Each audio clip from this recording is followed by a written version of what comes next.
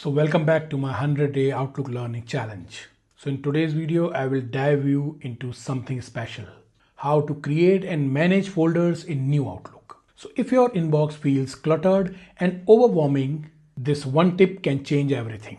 So folders are the key to stay in control and focused. So let's jump on it.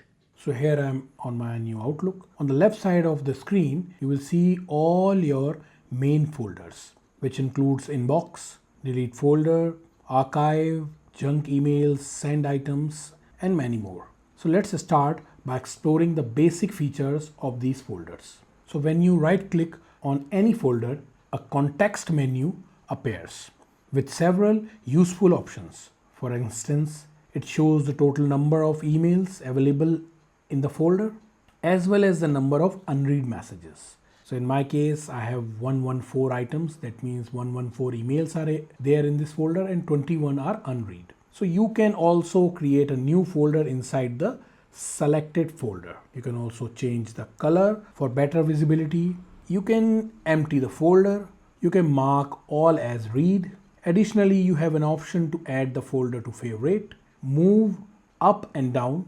It's depending upon your current position. You can also open this folder in a new window. You can manage share and permissions and assign retention and archive policy from here. In case if you need to rearrange the folder, you can simply use your mouse. Just click and hold the folder from your mouse left button, then drag it to the desired position and release. This makes it very easy to organize your folder.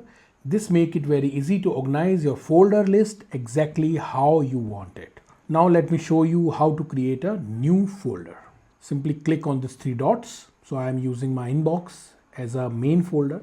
Now select create new subfolder. Now you will be prompted a name here.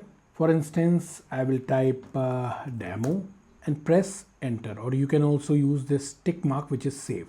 Now the new folder appears under the main folder list. Now if you want to create a subfolder within another folder, you can just right click that folder, or you can use these three dots. Now again select create new subfolder. Repeat the process. This time I type demo1 and hit save.